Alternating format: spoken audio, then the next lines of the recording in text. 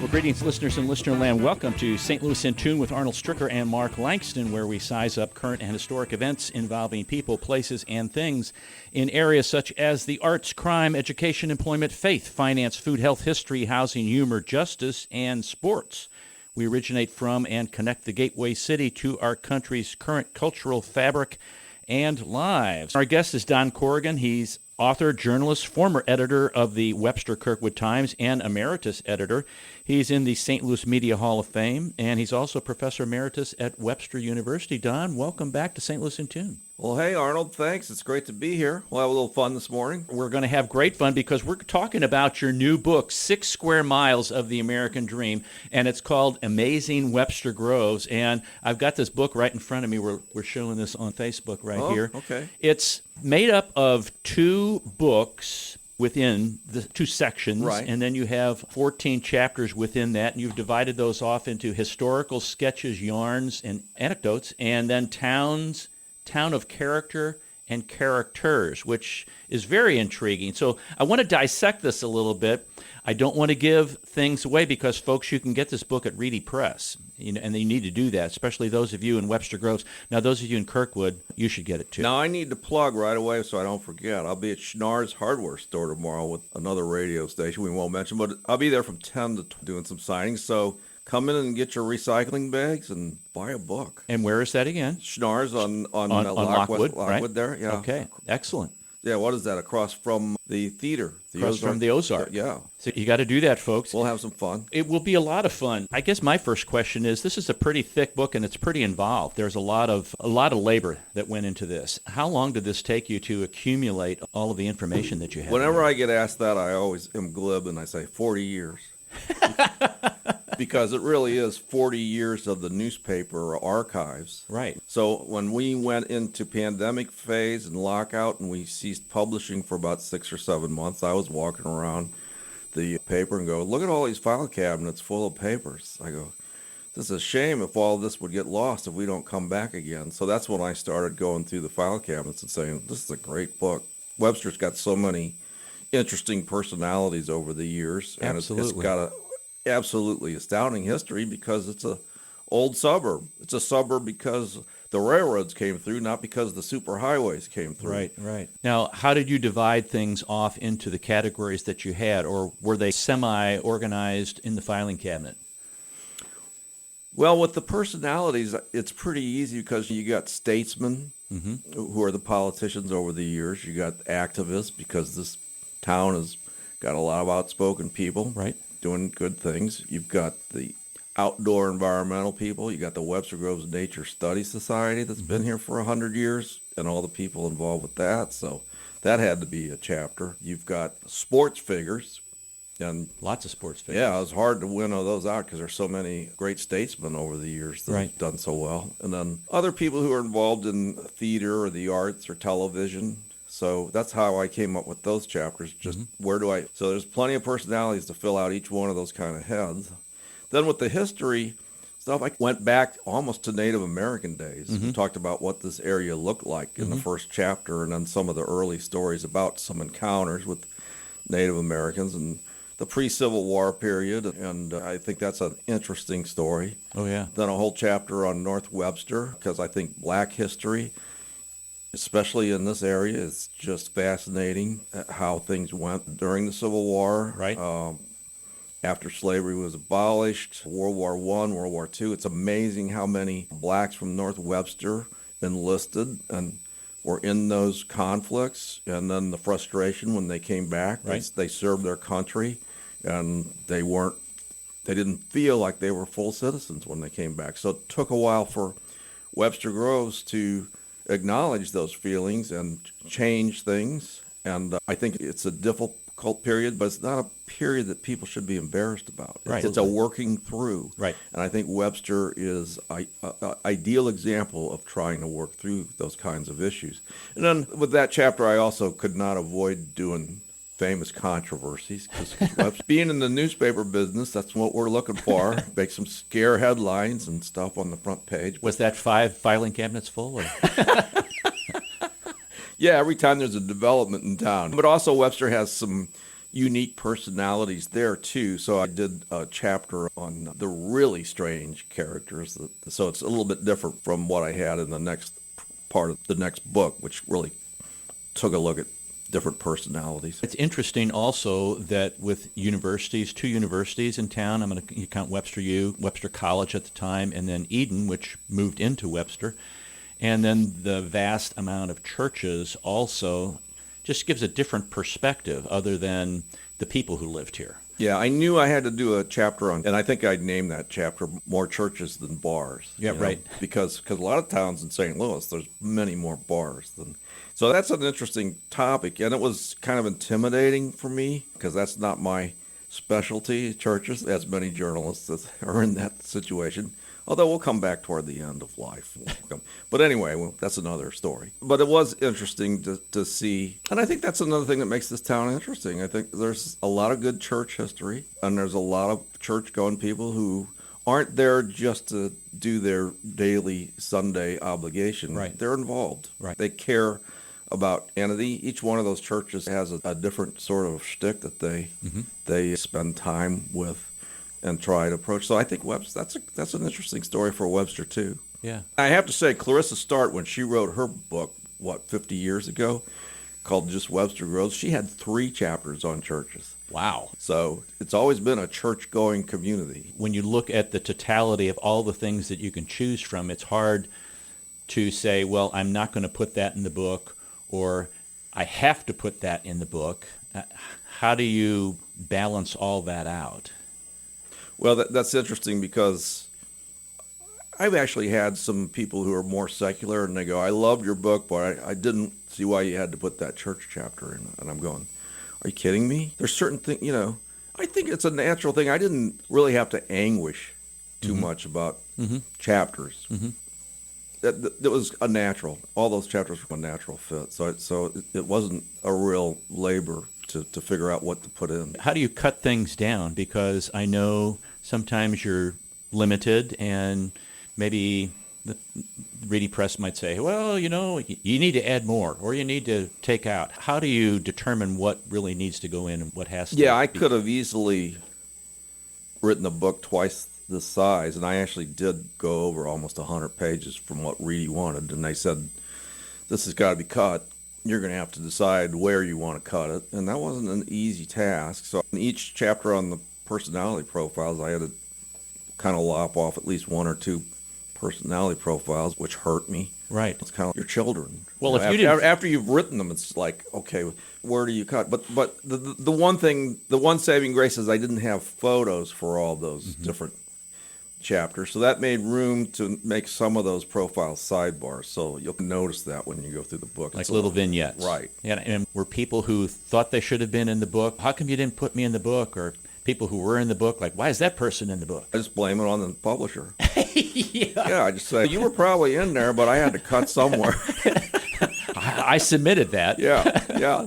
That's from being a journalist, Well, an ad came in at the last minute, and we had to cut 6 inches, and I don't know how you ended up not being in that story. Now, obviously, it's a historical book also, so there's many people who have since passed that you weren't able to interview, but you had information on them.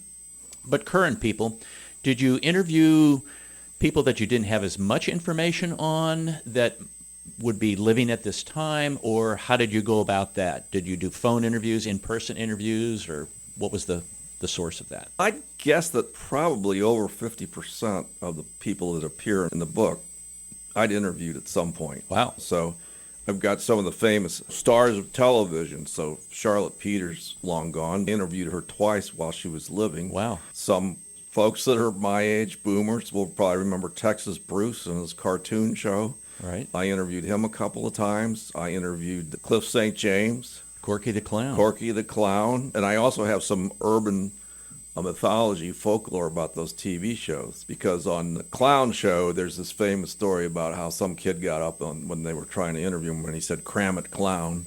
And I asked Corky about that. And he said, "Oh, that never happened. Everybody always tells that story. That's just a mythology." Of course, I was doing a talk at one of the senior homes here just last week, and they go, "Oh, that's true. We can remember when Cram and Clown came on the air." Somebody stood up and said, "I was the one that said it." I know, that's a great line. And how do you know this so well? Yeah, same thing with Texas Bruce. On the Texas Bruce show, the mythology is that one of the kids flipped the bird live on TV. And I remember Texas Bruce, and my feature story on him was adamant. That never happened. The kids were so well behaved. And then I brought that story up at the home, and I go, "Oh, I saw it. It happened." So we'll have to, in the next edition, we might have to edit some of those. Right. Did you have an opportunity to interview Fang's wife? I did. Now, for those of you who don't know who I'm talking about, Phyllis Diller. Yeah. Remember how she used to laugh and have that cigarette she has holder? a great hairdresser. Oh, my gosh. She was a piece of work. And I asked her, she lived on, I think, Joy Avenue in Webster Groves. And I asked her, "How's life in St. Louis and Webster Groves?" She goes, "I love it here. I love it here whenever I can get here. I'm usually out of town." She'd leave the kids with Fang. Fang had to take care of the kids. And I would talk to the neighbors, and I said, "Did Fang really take care of those kids?" And a couple of the neighbors told me a famous story that she would get a cab driver and say, "Drive my kids around St. Louis all day. How much do you need? Just show them the sights in town." Oh, wow. And her kids and the neighbor kids would pile in the taxi. And that's probably what your parents probably did that for you, didn't they? Yeah. That's why we are here the way we are.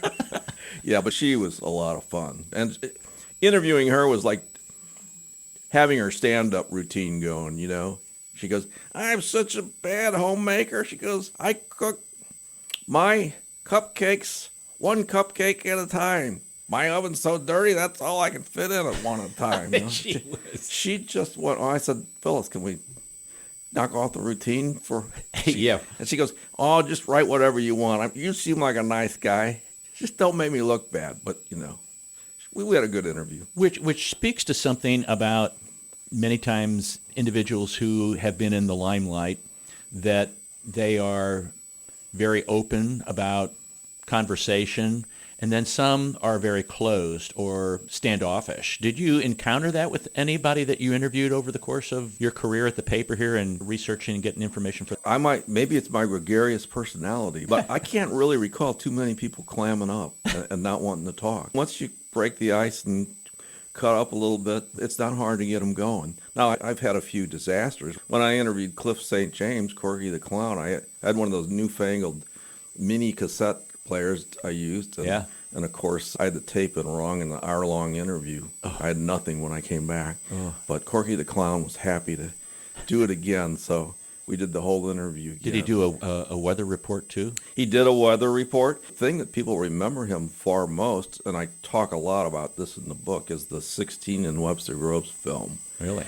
And in that, Charles Crow attends Sunday dinner with the Cliff St. James family. It's almost like a Saturday Night Live skit when you look at it now. But that's what people remember most. Do you remember when Cliff St. James' wife was reprimanding her daughter on the show and stuff like that? So that's interesting stuff. It's a fun book, and I want to get into a couple of things that were like huge surprises for me, and then I'm going to ask you what some of your biggest surprises in the book as you uncover things, as you open the filing cabinet up at the paper. Okay. You probably remember some of these things, but wow, man, I didn't know that. Or if you've lived here long enough, you can get the stories or get some of the information.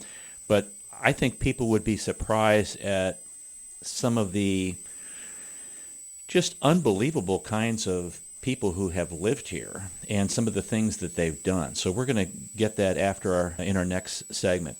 So we'll be right back after this. You're listening to St. Louis in Tune with Arnold Stricker and Mark Langston on the U.S. Radio Network.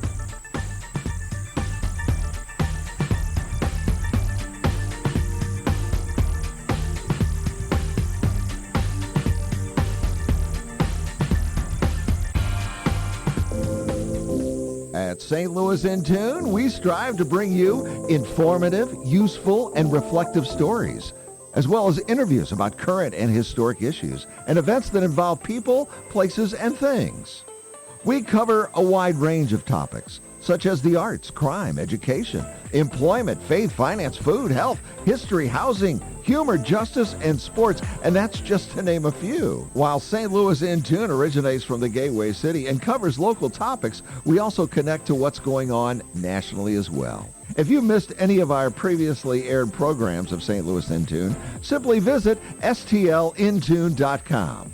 That's stlintune.com. There you'll find the show notes and everything that was mentioned in that episode and all the other great episodes as well. And if you've got an area that you'd like us to examine deeper, well, just let us know by dropping us a note at stlintune@gmail.com. That's stlintune@gmail.com. St. Louis in Tune. It's heard Monday through Friday on the USRadioNetwork.com and many great radio stations around the U.S. and, of course, right here in St. Louis. Our website again is stlintune.com. Visit us today. That's stlintune.com.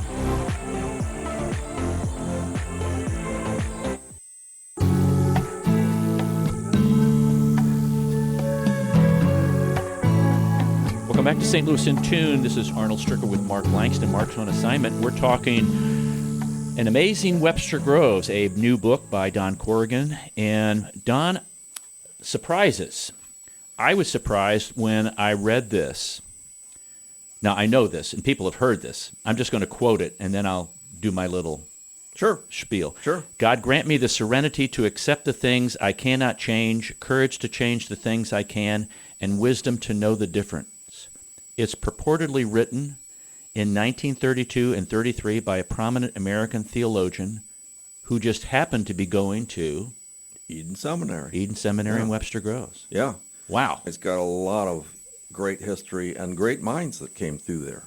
At the Webster Kirkwood Times, we have that Serenity Prayer on the wall, which is very good for journalists to pay attention to. Does that say something about... But I never realized that was, and it was not until I started doing a piece on Niebuhr and Eden Seminary and that's probably the thing he's most noted for, although his theology, very progressive theology, is amazing. It influenced Jimmy Carter. Jimmy Carter said that he was the most influential person in his life, and him coming up with his philosophy of how to deal with life. And Martin Luther King also had read some of his material. I think Barack Obama mentioned him, so very influential religious person. It's also great to have right across the street Webster University, because not only have they had the repertory theaters, great actors and actresses, but they've had David Kluhl, who was the poet laureate from Missouri, who I wrote about several times. I love David. I don't know if you had a chance to meet David Kluhl, but he had a tremendous sense of humor, and a lot of his poetry was conspiracy theorist stuff. But I made the mistake in the story of saying, "What's the skinny on that, David?" Only I made a typo mistake and it said, "What's the skivvy on that?" And he never let me forget it. Every time I'd run into him, one letter, he'd say, "What's the skivvy? What's the skivvy down at the paper?" He was a great guy. Yeah, no, that's an interesting part of the book too, is how many men and women of letters have come through this town. Yes. Book Award winners, Pulitzer Prize winners. It's really a credit to the public schools here. Yes. People knock public schools so much. If you want to defend public schools, hold up Webster Groves High School and the people that came through there. Go look at their Wall of Fame. Amazing people. And a lot of the people that are on the Wall of Fame are here. They cross over into the book also. Yes, yeah. Because of their, I guess, what I would call not necessarily outreach, but how they have influenced not only the St. Louis area, but some nationally, some internationally. Now, years ago, I interviewed for a magazine story this guy named Schaller at the New York Zoo, and he's a great zoologist. Had no clue when I interviewed him that he's a Webster Groves guy. I was in Washington, D.C. working for Jack Anderson on an academic leave from Webster, and I went up to New York and interviewed him because he was really big on pandas. He came up with this idea that there are charismatic flora and fauna, charismatic animals. He goes, and in order to get the public interested in environmental issues and species loss and habitat loss, he goes, I'm interested in small animals, but if you want to get the public on board, you've got to do the charismatic animals. And I didn't find out that I'd interviewed a Webster Groves High School alum till like when I started doing this book. I'm going, Wow. oh my God, George Schauer's from Webster Groves High School. Wow. Yeah. There's another zoologist I have in there, and his name escapes me right at this second, but he also was really big on creating the new kind of zoo that's not just a cage with bars, but bring their habitat to the zoo, try to show what their habitat looks like and Right. inform people about that, and almost also makes the animals happier.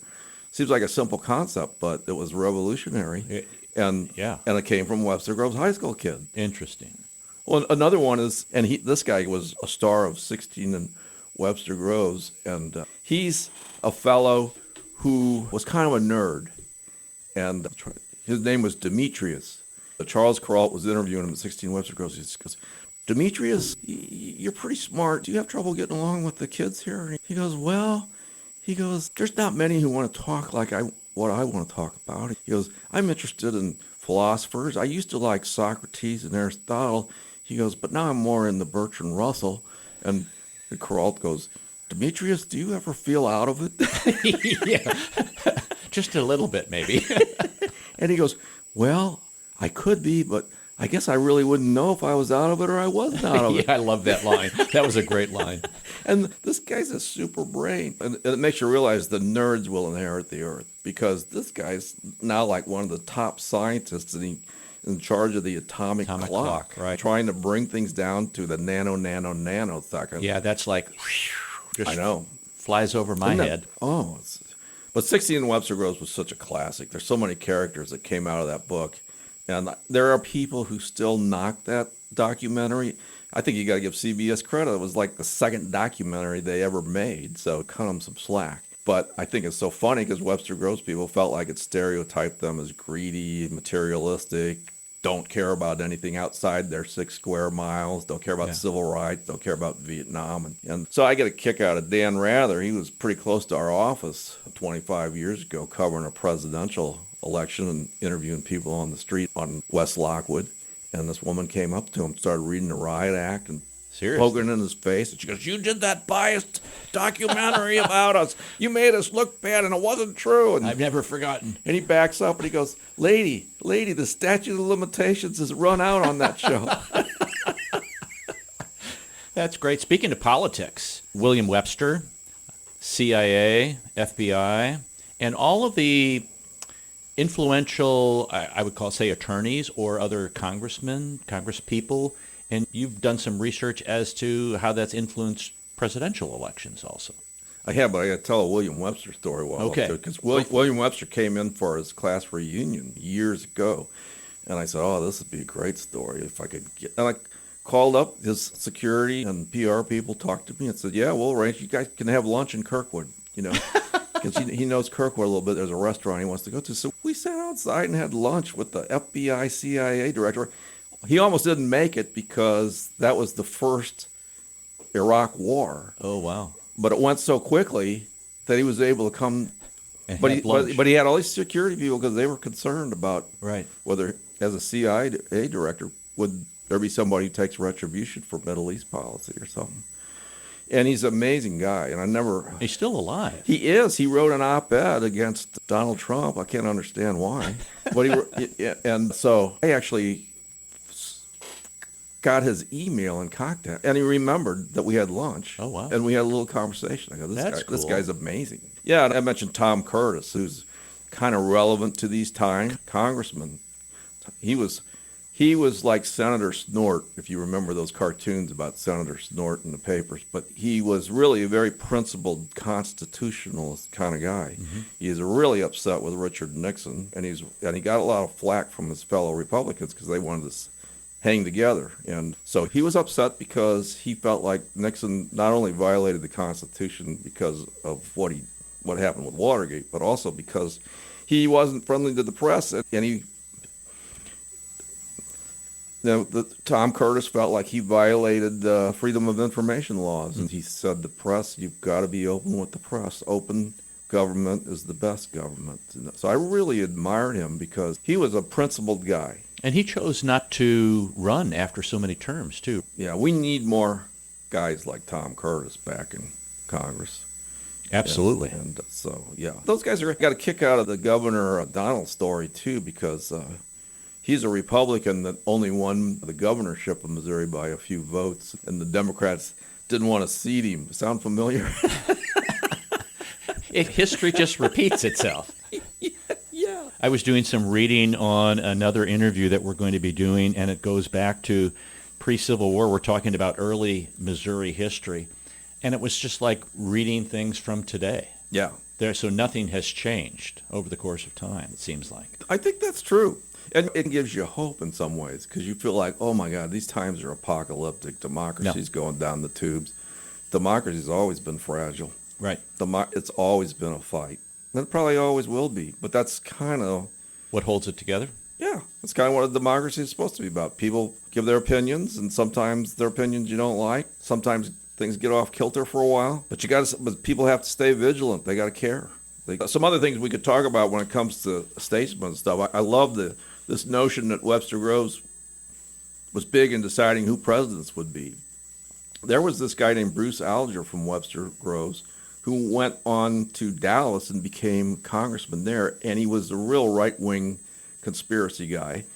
And he said that Lyndon Baines Johnson was a communist, and that he supported Earl Warren, the communist, on the Supreme Court. And when LBJ and Lady Bird came to the Dallas hotel, he organized a demonstration against them, and it got out of hand. It was like a mini insurrection.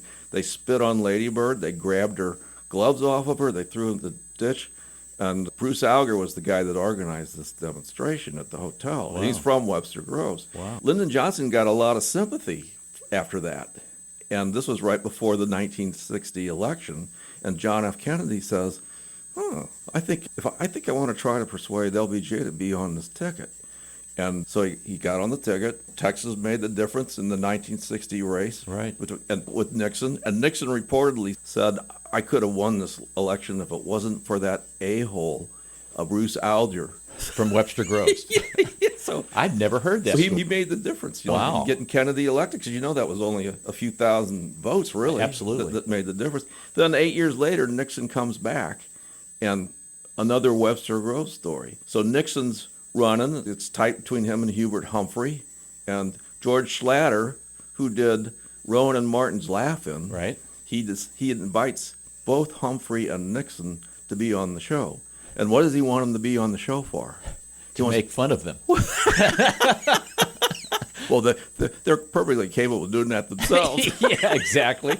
So Humphrey thought it was beneath his dignity to do it, but Nixon's handler said, you lost last time because you were so stiff Tight, back yeah. in 60. So this is 68. Go on the show. Show him that you're this guy from Webster Grove. Schlatter has him go, I don't know if you remember when they used to do all these little routines, and one of them was, sock it to me, sock it to Yeah. me, sock it to me. So Nixon was on there going, every 10 minutes he'd be on there, sock it to me, sock it to me, sock it to me. And people wrote in and said, we didn't know Richard Nixon would do something like that. He's a fun guy. He's a real guy. He's just like us.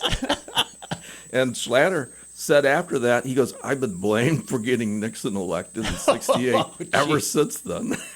I'm sure that was the furthest I thing didn't from know that story either. Wow. Yeah. So Webster Groves has been a kingmaker in 2 different elections. Huge elections. Yes. Is there one surprise that stands out to you more than any others when you were researching and writing the book? Boy, there were a lot of surprises, but I think probably the number of people that were activists, and some of them had a big impact on making change. Yvonne Logan, she was the head nationally for the Women's League for International Peace and Freedom. And I remember, because I was a right-winger when I was in grade school, I was a Barry Goldwater guy, and I read John Starmer's None Dare Call It Treason. And her group is in there as being communist. So when I came to Webster Groves to be a reporter, I go, gosh, she's a member of this communist group. I better interview her. She sounds like she'd be controversial. At that time, she was an activist, and she was for getting rid of nuclear weapons. And she also was instrumental in the baby teeth survey, where they asked parents to send in their kids' baby teeth because This was when they were doing nuclear testing in Nevada and all around the world, and turns out St. Louis was in the pathway of the radiation that came from these weapons tests. Correct. And they found out that these baby teeth had strontium-90 in unusual amounts from the radiation. So she got WashU involved, and they checked this stuff out, and she contacted John F. Kennedy on that. And they say it's one of the reasons why Kennedy pushed for the test ban treaty with the Soviet Union and signed the test ban treaty. So another amazing Webster story that she was instrumental. And it's so interesting that she had that impact. But Webster Groves had a hotbed of these people that were really anti-nuke activists. They went to the testing sites and protested. I got an academic leave because I teach at Webster University while I was at the paper. And so I went to Washington, D.C. to work for Jack Anderson for a couple semesters while I was on leave. And that was at the time they were also doing the nuclear freeze movement. So all these Webster Groves people came to Washington to lobby senators, and they clued me in, Yvonne Logan's group, because I'd done the story and stuff. And so I went to Danforth's office and then Eagleton's office went to lobby them. Now, the thing that I'll always remember about that is Eagleton's a Democrat, and he was for the nuclear freeze, so I expected him to give them a great reception, and I expected Danforth to be a little standoffish. It was just the opposite. Interesting. They come in the Danforth's office, he's got cookies and coffee and stuff, and he's really nice to them and talks about how dangerous nuclear weapons are, and he understands this. But then he turns out he votes against the nuclear freeze. Eagleton, on the other hand, was smoking a cigarette. He's nervous as hell with him, and he's going, what are you guys going to do about the Soviet Union when they do this? What are you going to do when they MIRV rockets and they have 3 nuclear warheads in one rocket? He was just grilling them, and I'm going, and they were shaking when they came out. And I'm going, gosh, that's so interesting. And then Eagleton turns around and said, voted for it. Yeah, voted for the nuclear free. It just goes to show you just don't know what to expect with the way politics works. Politics has strange bedfellows. Oh, it certainly does. But that thing on Yvonne Logan and the baby teeth survey is interesting because those baby teeth didn't go away. They've been in shoe boxes, and Harvard Med School just decided that they want those teeth to take a look at for some other research they want to do. But this goes back 50 years ago. Folks, you can get more of this. Amazing Webster Groves by Don Corrigan. It's 256 pages of quick reading. You can get it at Reedy Press. It's reedypress.com. And Don, you've got a book signing at Schnarr Hardware right there on Lockwood. Yeah. And that's when? That's going to be tomorrow. Okay, that'll be June the 18th. So 10 to 12. It's their Father's Day special. Oh, come in and buy a rake and a recycling bag and an amazing Webster Groves. That's a great Father's Day gift, folks. Don, thanks for coming in. Well, thank you for having me. We appreciate it. It's been fun.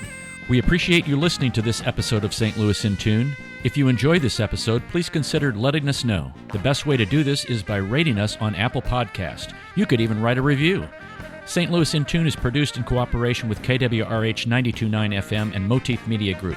For St. Louis in Tune, I'm Arnold Stricker.